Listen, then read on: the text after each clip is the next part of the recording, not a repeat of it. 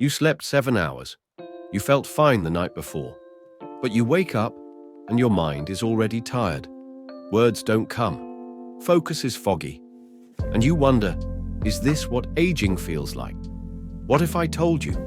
It has nothing to do with age and everything to do with what your brain didn't get last night. Let me tell you this, swiping away from this video might be the biggest mistake you make this week. Because what's happening to your brain at night is not aging. It's a missing signal, a tiny ritual that tells your brain you are safe now. You can heal. And without it, you wake up dull, drained, and slowly detached from the sharpness you once had. It's not about sleep time. It's not about memory games. And it's definitely not about taking more pills. It's something ancient, powerful, and quietly practiced by some of the sharpest elders in Japan. Before this message ends, you'll learn a 60-second ritual. So simple, most people ignore it. So powerful. Your brain will thank you the next morning, that most people don't believe it until they try it. So stay with me. Because if you care about protecting your brain as you age, this might just be your turning point. We often think of sleep as rest, but for your brain, it's the busiest shift of the day. While your body lies still, your brain gets to work. It sorts memories. It repairs damaged cells. It flushes out toxins. It decides what to keep and what to forget. But here's the catch. Your brain can't do any of that, unless you've given it the right preparation. And this is where most people over 60 are unknowingly sabotaging themselves. Not with bad sleep, but with how they end their day. If you go to bed too fast, too wired, too empty, your brain doesn't get the signal to shift into healing mode. It stays on alert, and over time, that chronic tension becomes forgetfulness, mental fatigue, and emotional detachment. You wake up tired, you struggle to focus, and slowly, you begin to feel like less yourself. And here's the part nobody tells you. The fix. It's not complicated. In fact, it's almost embarrassingly simple. But it's also deeply counterintuitive, especially in the West. I'll reveal exactly what it is in a few minutes. But first, let me tell you about someone who got it all wrong and then turned everything around. Let me tell you about Raymond. He's 72, a retired high school teacher, the kind of man who once remembered every student's name even 20 years later. Disciplined, respected, quietly brilliant. But one day, during dinner with friends, Raymond stopped mid-sentence. He was telling a story he'd told 100 times. Then suddenly, he couldn't remember the name of his former student, a student he once mentored for 3 years. He laughed it off, but inside, something cracked. Over the next few months, the cracks widened. Keys in the fridge, glasses on his head while he searched every drawer. He walked into rooms and stood there blank, heart racing, unsure why he came. At night, he laid awake, quietly afraid. "Is this the beginning of the end?" his doctor said. "You're just aging." His friend said, "Everyone forgets stuff sometimes." But Raymond knew better. He was sleeping well, eating clean, still sharp enough to win chess games. And yet, every morning, he woke up with the same quiet panic. His mind felt like it was starting at 60% and never quite catching up. He didn't come to us asking for pills or programs. He came with just one question. Is this who I'm becoming? Or is there still something I can do? So we offered him no prescription, no brain games, just one small ritual so simple. It almost felt like an insult to his intelligence. But within 10 days, things shifted. He remembered his neighbor's name mid-conversation. He stopped searching for his phone every morning. His wife said, "You're more present, more calm, more you." All it took was 2 minutes each night, rooted not in science fiction, but in ancient truth.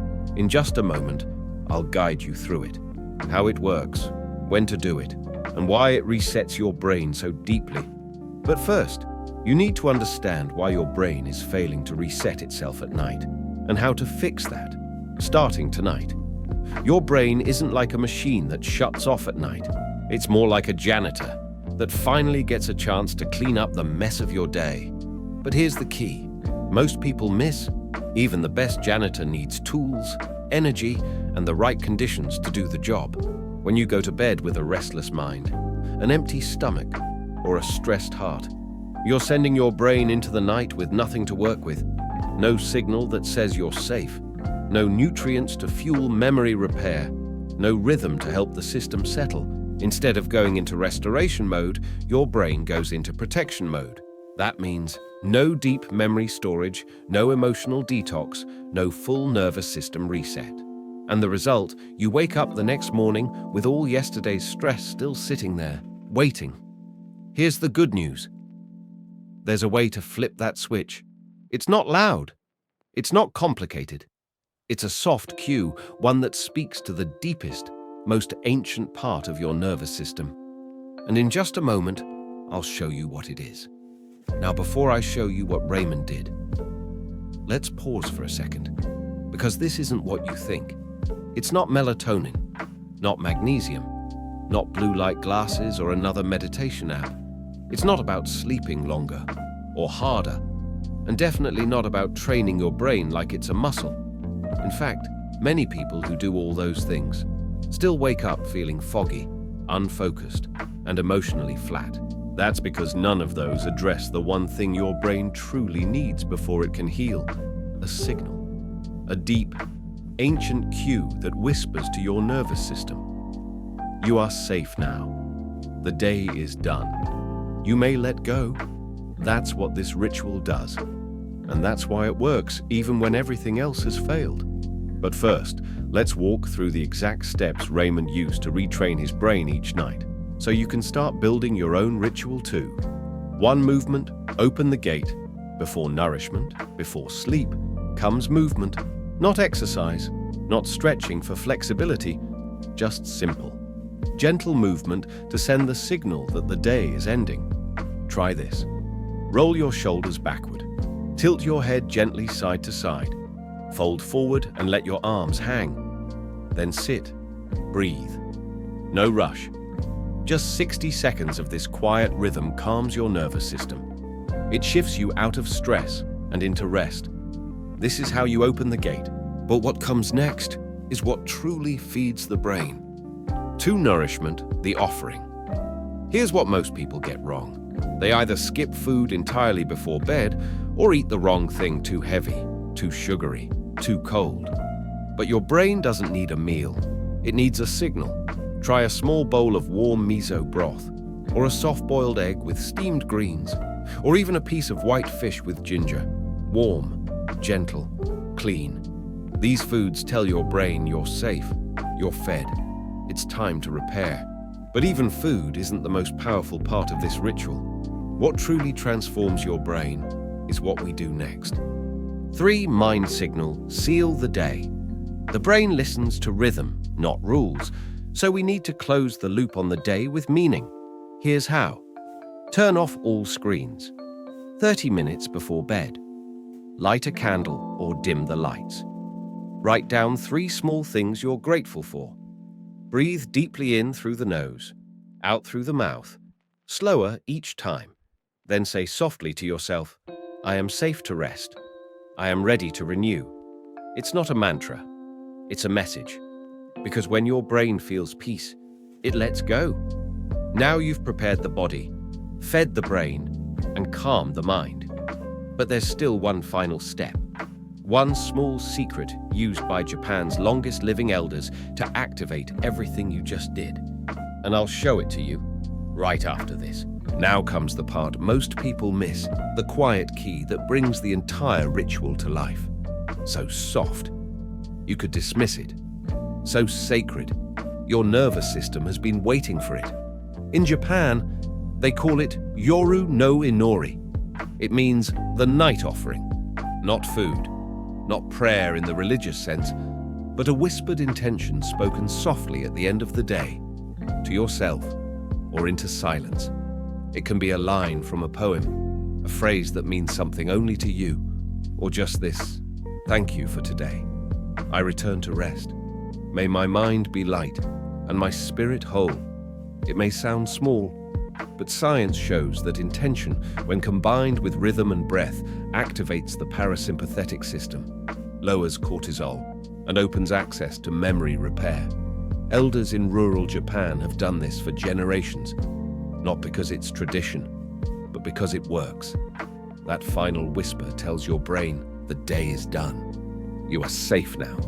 Begin the healing. It's not a routine. It's a ritual of meaning. And that's what makes the difference. Because your brain doesn't heal on autopilot. It heals when you ask it to. So tonight, don't just go to sleep. Close your day, move with intention, feed your brain gently. Speak something meaningful into the quiet. Even if you only start with one step, just the breathing or just the warm drink. That's enough. Because what you're doing is more than relaxing. You're telling your brain, you matter. I care. You're not alone in the dark. And that one small act, repeated each night, can protect your memory, sharpen your mind, and reconnect you to the part of yourself that never aged. This isn't about fighting age. It's about flowing with it wisely. If this message touched something inside you, if it reminded you that your mind deserves care, not just time, then share it with someone you love and leave a quiet promise below. I'm ready to begin my night offering. Because clarity doesn't come by accident. It comes by intention. And here, on the Aging Smart Care, we walk that path together.